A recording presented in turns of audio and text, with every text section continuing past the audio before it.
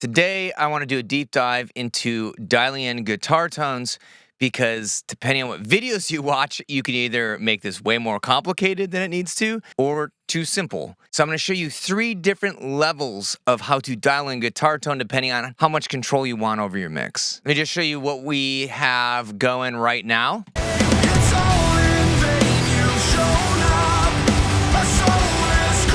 So if you like the guitar tone in here, I'm going to show you exactly how to dial this in, and it's not too complicated. First thing is, let's just grab our guitar DIs and bring them into the session. So we have 2. For a lot of people, especially beginners, might not know that you should always double track something like guitars in a rock and metal mix so you can hard pan them left and right. It gets the guitars out of the middle of the mix, makes them sound more 3-dimensional. Now, this is not a rule, but it's pretty typical practice. This is what our guitar DIs sound like. Let's pan these hard left and right. The easiest and the lowest level of guitar mixing would be to throw on an amp sim and make some tweaks. The easiest, fastest way to do this is anything Bogren Digital. It's literally one knob guitar amp sim that just sounds killer. They just dropped this BH4 plugin. It sounds so good. Let me just show you how easy it is to get a good sounding guitar tone with this. So without it, with it in. And I think we're done with our guitar tone. If I clone this over to the other side, it now sounds like this. I mean, this is pretty much the cheat code right here. I don't even know if you'd call this mixing, but it sounds good, right? Like, let's just get some rough levels and see how the guitar tone sounds in this mix.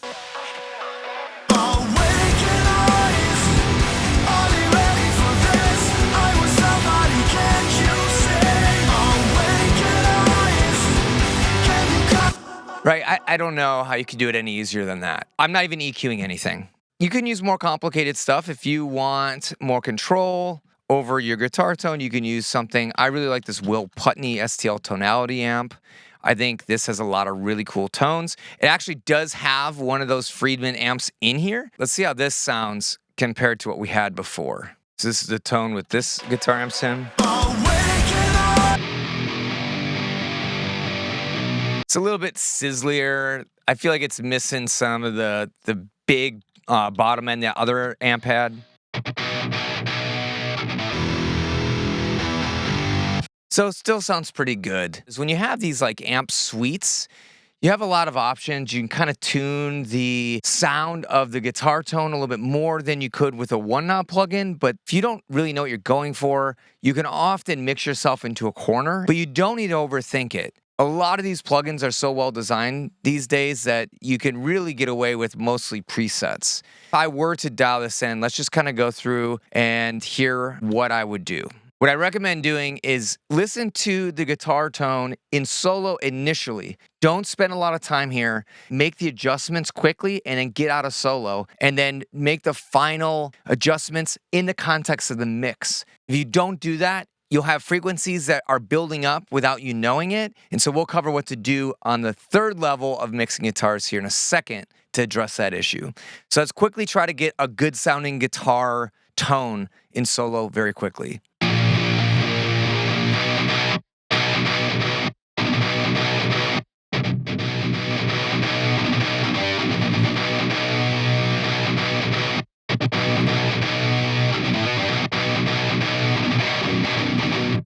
So what I'm going for is not a lot of presence. I want to reserve the top end of this mix for the vocals. So what I'm focusing on is a relatively even mid-range with a little bit of warmth and bloom in the sub-region or the low mids, but I don't want it to ever get rumbly or muddy.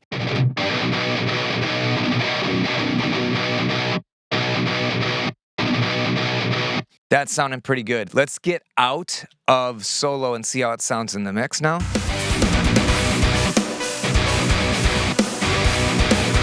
But I feel like I can't get the top end air that I need out of this amp sim.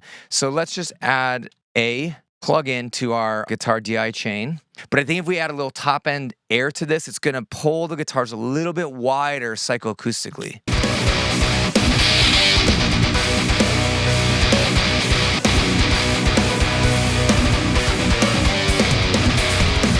Just using a really, really wide bell shape on a stock EQ here at like 15K, just to gently lift up the top end. If you just go and throw a bell here or a shelf, it's too aggressive in my opinion.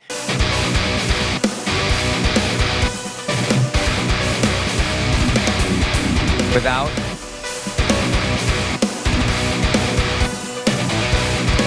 If I do it in solo. Without. Let's just see if there might be any harshness we can suck out. The way I do that is by fishing for these frequencies, but again, you want to do this in the context of the song. Find the spots and yank that out. Yeah, that's gotta go.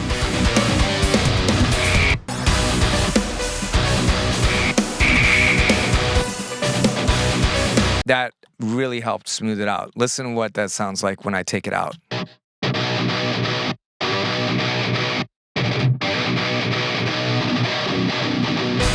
That's it. Let's see what I did. 5 dB at like 2.2K. So that is like level 2 mixing. The other thing that I would do at this stage, if you want to get into like intermediate amount of complexity for mixing guitars, is I would actually add a guitar bus and let's route our 2 DIs to that group track. And this is where we can do some additional processing of both signals. Something that we might consider doing is adding a compressor to try to glue the 2 guitars together so they're vibing together. Waves has this like Renaissance axe plugin. It's pretty awesome because all you do is pull this down, that's it. So listen to how this kind of glues the guitars together.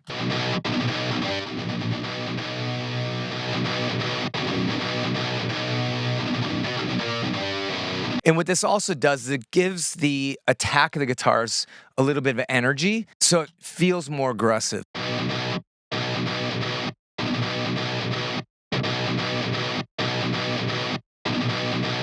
15 milliseconds, 20 milliseconds is the sweet spot where when there's those little breaks in the guitars, you can hear it really lunging forward on us. So you hear the guitars have a little bit more movement now. If you don't like that movement, don't use the compressor. You can also consider using a limiter here as well. That might not be a bad idea. We can do that too. So let's throw a limiter and just kind of adjust this so it just kind of hits the top of the peaks to keep it from ever lunging too loudly.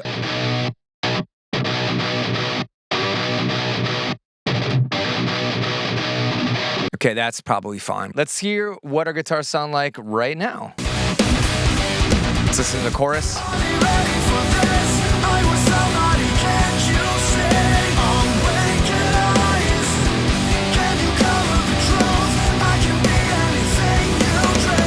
To me, the guitars feel a little bit, quiet isn't the right word because they're loud. They need to be a little bit brighter, I think. We can just go to the guitar bus, add an EQ, and find the spot where it raises the spatial quality and gives the guitars a little bit more height so they don't feel so buried.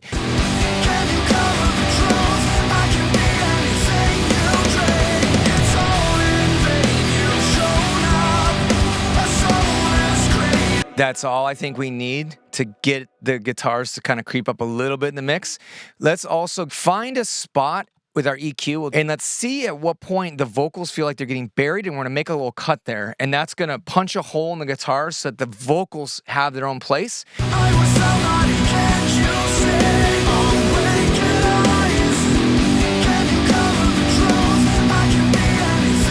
Like right around here, it's hard to hear the vocals. So let's try cut there and see what happens.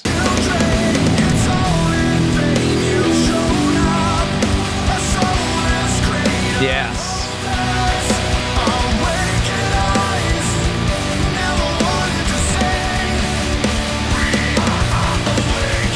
This amount of manipulation on a guitar track is what I would consider like a level 2 intermediate level. Now, sometimes that's not enough, and they really are trying to put all these pieces together to make the most tightly interwoven mix possible. So what does that look like? How do we add space? How do we add depth? how do we interlock everything like the vocals, bass, guitars, drums together? So let's talk about that. Let's go on to the expert level of mixing guitar tones. So at this point, we have a pretty good mix. The guitars are heavy in the mid-range, so what you want to do sometimes is carve out space for our drums to punch through more. I like to set up some sidechain processing on our guitar bus that talks to the vocals and also talks to the snare drum, because the snare drum has this fundamental around like 200 hertz, and that's where a lot of the beef and warmth of the guitar is. What we can do is set up these sidechain processes to then talk to the snare drum and lower and carve out space anytime the snare drums hit, and then fill back that hole that was punched in there so the guitars still sound warm. And we do the same thing for the vocals. Let's start by adding some sort of processor to this. Waves just came out with this Resolve plugin, and if you follow my channel, you probably got this plugin for free because I made a quick announcement. But this is basically like the plugin called Track Spacer. Some of you might have heard of that. Looks like this. They basically work the same way. Waves is a little bit more complicated. They give you a few more options that I actually tend to like, but both of these are dynamic, they adjust, and they're multi-band, so they're only pulling out the frequency range that you need instead of doing like a full ducking of the signal. In Cubase, we have to activate sidechain, and then we're going to route in vocals. We can teach it to analyze to set up a default curve. Perfect. So now it's kind of defined a general shape for the vocal. We just dial this up. It's going to look at the vocal signal, and whatever frequencies are building up in the vocals that overlap with the guitars, it's going to start scooping those out for us automatically. Oh, and then I should also say the sidechain content is vocal.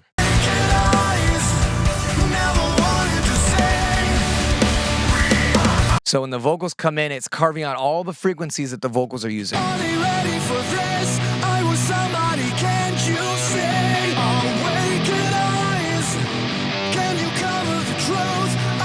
And then as the vocals stop, you'll hear that the guitar frequencies all come back in. Right now, it's kind of bright and sizzly again. So let's dial this back a little bit here. There is immense more clarity on the vocal when this is engaged, but we got to find the sweet spots. So let's do that now.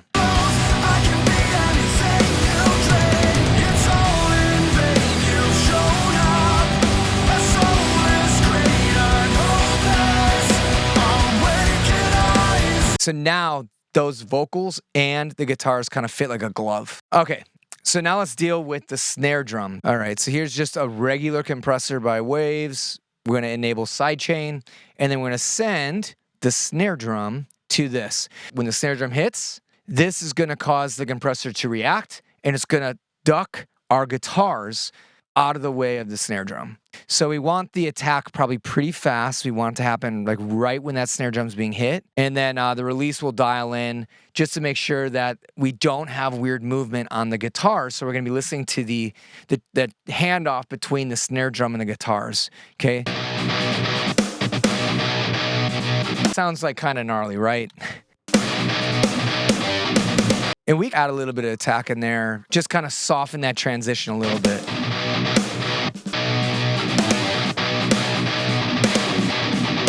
It didn't sound like the guitars were ducking, but they are, and so the snare drum has a little bit more power when it comes in. Without this compressor,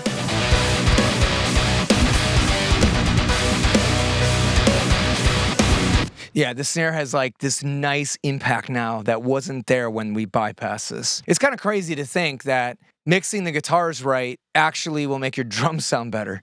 But this is like the highest level of mixing. I got one more thing I want to show you guys. So sometimes we want to make these a little bit bigger, larger than life. So you can add something like a reverb to add a little bit more width to the mix. This is something a lot of people don't appreciate if you do it right to the guitars, and it'll actually make it feel bigger and give it this like momentum to the guitar playing.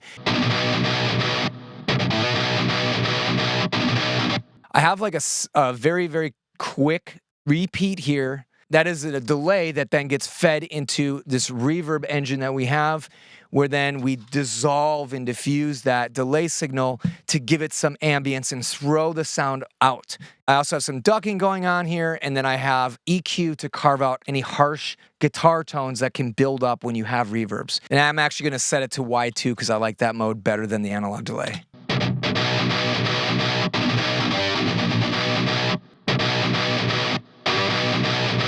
So let's just make this a little bit tighter.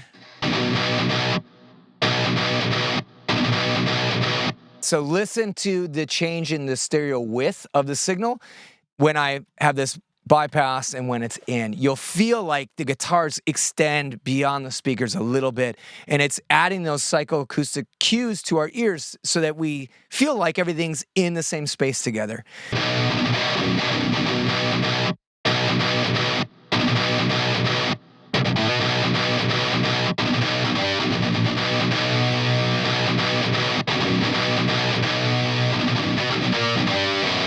It just has like more momentum to it. Let's listen to that in the mix.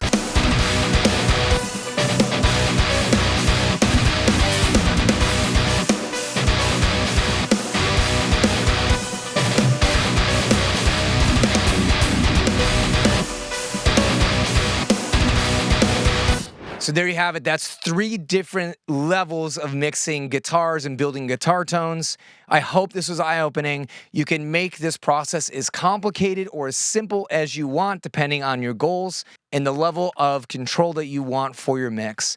Now, if you're struggling to figure out EQ for guitars, I have a free rock and metal mixing cheat sheet in the description. You can go and download that. That is totally free and my gift to you. I have links to all of these plugins in the description. I also do mixing and mastering work, so if you are struggling and you just said, you know what, I don't want to mix my music by myself anymore, I want a pro to do it, reach out. I'm happy to help you. Be sure to hit that subscribe button so you don't miss any new content coming out. And if you want to help support this channel, you can join the Rayton Productions membership. There's a link in the description as well. You'll get access to actually a vocal mixing masterclass in that private community, along with a bunch of presets and some behind-the-scenes footage. My name is Bobby Balo. I'm the mixing and mastering engineer at Rayton Productions, and I'll see you in the next video.